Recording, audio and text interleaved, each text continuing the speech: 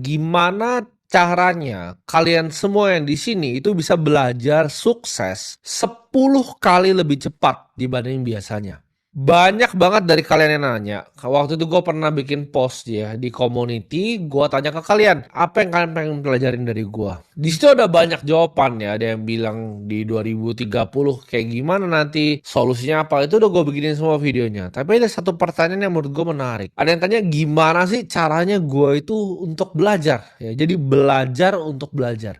Nah makanya di sini gue pengen ngajarin kalian ya, gimana caranya kalian belajar untuk sukses. Belajar yang gue maksud di sini adalah belajar untuk sukses secara finansial ya. Jadi kita garis bawain belajar untuk sukses secara finansial. Bukan belajar untuk materi sekolah, bukan untuk belajar untuk spiritual, bukan belajar untuk kesehatan ya. Gue nggak ngerti semua itu. Yang gue ngerti adalah belajar gimana caranya kalian bisa punya duit yang banyak. Penting banget dalam hidup ngerti seni untuk belajar ya, karena kalau belajarnya itu tidak efektif, misal lu mau sukses tapi belajar untuk suksesnya tuh nggak efektif, itu bisa berabe. Waktu gue masih muda ya, gue tuh selalu untuk bikin semua hal itu sekompleks mungkin. Gue merasa gue paling pintar, gue pengen bikin sekompleks mungkin.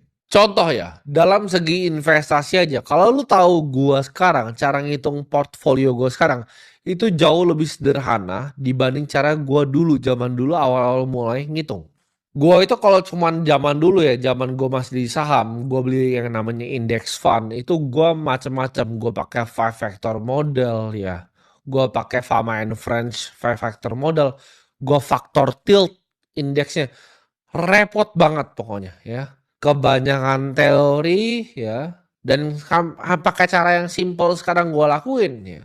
Semua teori yang gue pakai dulu aja kalah. Itu yang gue pikir ya, sekarang setelah gue pikir itu adalah cara paling bodoh ya. Ketika lu coba untuk meribet-ribetkan sesuatu dari investasi lu ya, dari flow lu bekerja. Manusia itu punya otak yang simple. Kita harus bikin semuanya simple. Makanya kalau kalian rata-rata perhatiin video gue, itu semuanya kesannya sederhana. Karena jauh lebih gampang ya untuk membuat sesuatu yang kompleks ya. Ngitung model discounted cash flow dan lain itu anak kecil juga bisa. Gue pas udah kecil udah bisa. Tapi untuk menjelaskan sesuatu yang sangat kompleks dengan bahasa yang paling sederhana, itu hanya orang yang super pintar yang bisa lakukan. Makanya kalau kalian lihat konten-konten gue, banyak yang suka ngomong, oh ini dia sederhana ini untuk misalnya terlalu simple pembahasannya. Justru itu ya, konsepnya untuk kalian bisa belajar itu harus sesuatu yang sangat simple. Orang yang bisa digest ya sesuatu yang sangat kompleks dijelaskan ke kalian secara sangat yang simpel, itu yang paling sulit. Dan kalian harus bisa bikin itu sendiri di diri kalian sendiri. Makin kompleks ya lu bikin sesuatu, makin kemungkinan kecil lu bisa eksekusinya dengan sempurna. Kalau lu mau belajar sesuatu, ini gue kasih tahu lo ya kuncinya. Kompleksitas itu adalah musuh dari eksekusi. Coba semua hal di dunia itu lu frame sebagai 1, 2, 3. Simple aja. Hari ini gue harus ngapain? Apa yang gue mau kerjakan? Dan targetnya apa? Lu lihat ya, McD itu desain semuanya dengan simple. Drive thru, ya kan? Lu pesen, lu bayar, lu ambil. Pesen, bayar, ambil. Selanjutnya lagi, pesen, bayar, ambil. Simple, 1, 2, 3. Jadi di video ini ya, gue akan bikin simple juga. Gue bikin 3 cara untuk lo bisa belajar sukses yang paling efisien. Gue kasih tau ya, orang di dunia ini banyak sekali itu cuman sukanya setengah-setengah ya. Jadi ketika mereka coba main game baru, mereka coba untuk bisnis yang baru, mereka coba untuk bahkan olahraga yang baru. Contohnya, ketika lu lihat nih, banyak orang FOMO main pedal. Semua orang di dunia ini kesannya kayak mau main pedal gitu kan. Di Indonesia, oh ayo carilah makan pedal, main pedal. Yang lu lihat dengan orang yang suka coba-coba begini, itu apa? Pertama dia kan jagonya cepet.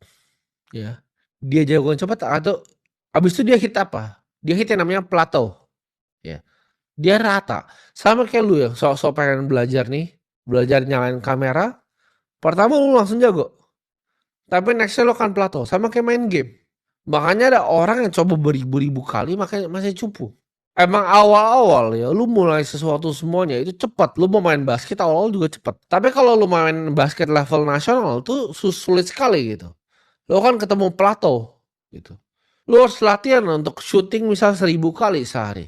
Ada levelnya ke setiap game yang lu mainin. Lu mau main piano pun juga sama. Untuk lu cuma sekedar bisa main lagu pop, ya ganti-ganti kunci itu gampang sekali, itu cepat sekali belajarnya. Tapi lu kalau mau main improvisasi yang sulit, lu tidak dilatih secara klasikal, lu main jazz pasti berantakan nanti. Lu nggak punya fundamental basis yang kuat. Gimana caranya jari lu bekerja di atas pianonya? Dan ini yang dilakukan sama 99,9% orang di dunia ini. Mau itu bisnis, mau belajar untuk sukses, mau belajar main basket, mau belajar main piano, semuanya seru dan gampang di awal. Tapi ketika udah mulai sulit, mereka nyerah. Oh ternyata sulit ya main pedal di level yang lebih tinggi, ya memang sulit. Ketika sulit mereka mikir apa? Ah ini udah nggak seru lagi, baru mereka quit. Ya, ketika bisnisnya udah mulai susah nih, buka clothing line, udah mulai susah, buka kafe, mulai susah, semua mulai susah, akhirnya lu semua berhenti. Banyak orang yang gua kenal ya, teman-teman gua misalnya dari zaman sekolah, mereka bilang, oh gue punya 3 bisnis, mana bisnis lu? 3 bisnis sampah maksudnya. Oh lu punya clothing line, punya coffee shop, apa? Bisnis sampah semua tiga-tiganya. Nggak ada yang jalan dan nggak ada yang berhasil.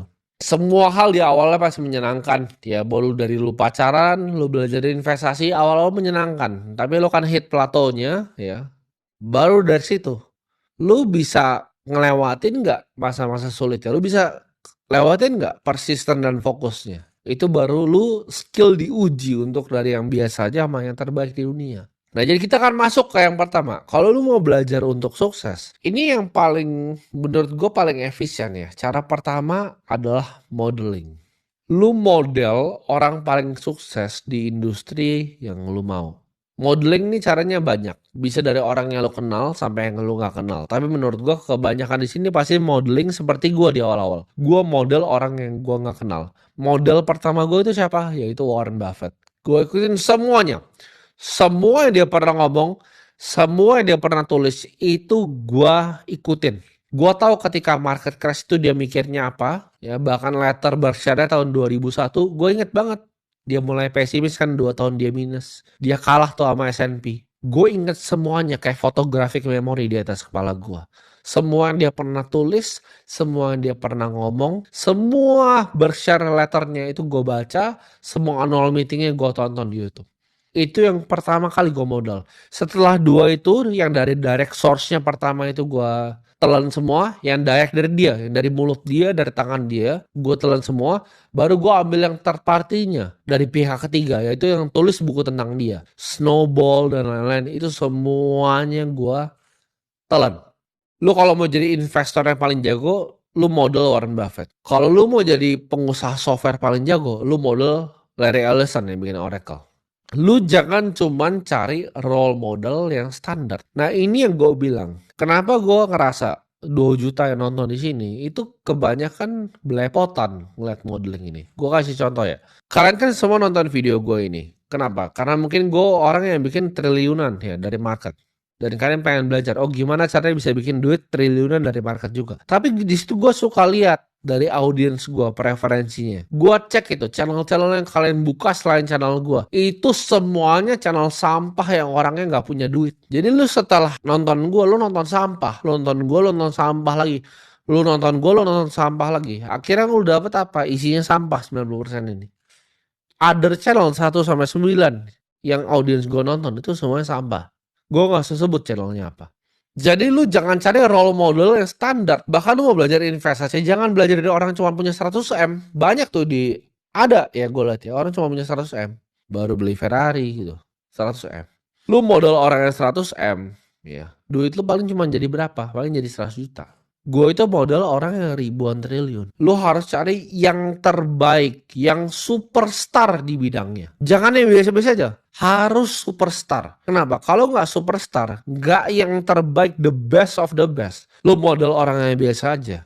Yang cuma punya duit 100M nih misalnya. Udah tua, udah 30 punya 100M. Itu apa hasilnya? Model lu aja cuma segitu. Kalau lu biasa, lu cari yang good ya. Bukan yang the best of the best. Cuman good doang. Lu jadinya di bawah jadinya. Tapi kalau cari the best of the best, kayak gue nih, gue cari the best of the best. Emang belum nyampe gue, tapi on the way progressnya gue udah 1T nih, karena gue modelnya the best of the best. Ketika gue liat kripto yang gue model siapa? CZ, the best of the best. Semuanya gue temuin orangnya di Bali, gue ajak ngobrol, gue belajar dari beliau. Bahkan sekarang gue bikin exchange gue sendiri, ikutin langkah-langkahnya.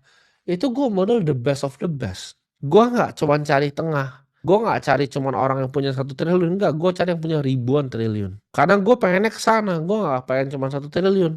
Nah, lu lihat yang lu mau modal sebagai investor siapa? Orang yang udah kakek-kakek tua, cuma punya 2 triliun di umur 60 tahun, atau anak umur 24 tahun yang duitnya udah mau ngejar. Kan di situ lu bisa lihat trajektori hidupnya kan.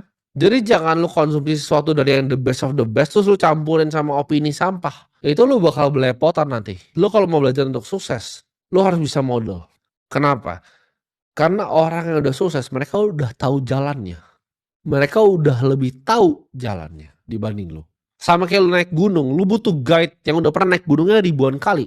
Lu kalau mau naik Mount Everest, lu nggak mungkin cari Sherpa ya yang baru sekali naik. Lu pasti cari yang udah ratusan kali naik Everest dan turun selamat. Kenapa? Karena lu takut lu mati kalau lu naik kan. Sama persis dengan sukses. Hati-hati lu dengerin siapa. Ini gue akan kasih tahu ya, gue belajar modeling ini sebenarnya bukan dari bisnis ya. Gue belajar model ini dari main game. Gue dulu main game komputer, itu namanya League of Legends ya kan. Itu ada 5 role di sana, ya persis mirip lah seperti Mobile Legends. Tapi Mobile Legends copy paste-nya lah. Di game ini, gue belajar untuk modeling. Jadi ketika gue main satu role, gue ngeliat orang paling jago. Siapa sih yang main ini? Oh, orang Korea nih. Let's say namanya si A. Itu gue tontonin cara main si A. Nah, gimana caranya gue belajar main gamenya? Ketika dia melakukan sesuatu gerakan, gue pause videonya. Lalu gue mikir, di posisi yang sama, apa yang gue harus lakukan? Baru gue play lagi.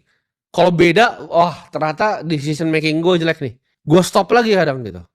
Jadi di kondisi-kondisi tertentu, nih lu yang main Mobile Legends bisa ikutin nih cara gue belajar. Lu misal mau jadi jago ya. Lu cari yang paling jago, lu model, lu nonton videonya di YouTube, lu pause, lu nyalain, lu pause, lu nyalain. Tapi setiap kali lu pause, lu pikir, apa yang lu akan lakukan di situasi yang sama. Jadi dari situ gue belajar modeling. Gue jadi cepet jago sekali, karena gue nyontek orang yang jago sekali. Ketika gue mau jadi orang paling kaya, gue cari siapa orang paling